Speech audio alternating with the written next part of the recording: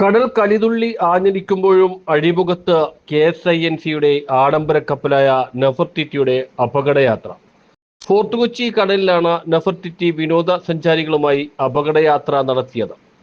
ഞായറാഴ്ച രാവിലെയും വൈകിട്ടുമായിരുന്നു കപ്പൽ വിനോദസഞ്ചാരികളുമായി അപകടയാത്ര നടത്തിയത്. രാവിലത്തെ യാത്ര പൂർത്തീകരിച്ചെങ്കിലും വൈകിട്ട് 4 മണിക്കുള്ള യാത്ര പൂർത്തീകരിക്കാനാകാതെ പകുതി വെച്ച് മടങ്ങേണ്ടി വന്നു. കടലിന്റെ കലിതുള്ളലിൽ മുന്നോട്ടു പോകാനാകാതെ കപ്പൽ കടലിൽ ഏറെ നേരം നിർത്തിയിടുന്ന സാഹചര്യമുണ്ടായിരുന്നു. കടലിന്റെ പ്രക്ഷുബ്ധതയിൽ കപ്പലിന്റെ അവസ്ഥ കണ്ട് സൗത്ത് കടപ്പുറത്ത് നിന്ന വിനോദസഞ്ചാരികളും പരിഭ്രാന്തരായി. കപ്പലിലെ ജീവനക്കാർ തന്നെ KSINC അധികൃതരെ യാത്ര മുന്നോട്ട് കൊണ്ടുപോകാൻ കഴിയില്ലെന്ന് അറിയിക്കുകയും തുടർന്ന് കപ്പൽ തിരികെ മടങ്ങുകയുമായിരുന്നു.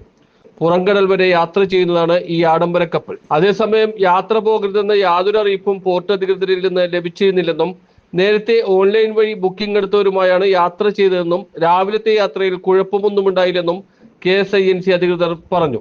വൈകിട്ട് കടൽ ശക്തമായതിനെ തുടർന്ന് കപ്പൽ ജീവനക്കാർ തന്നെ അറിയിച്ചതിനെ തുടർന്ന് യാത്ര പാതി വഴിയിൽ നിർത്തി മടങ്ങുകയായിരുന്നുവെന്നും അധികൃതർ പറഞ്ഞു.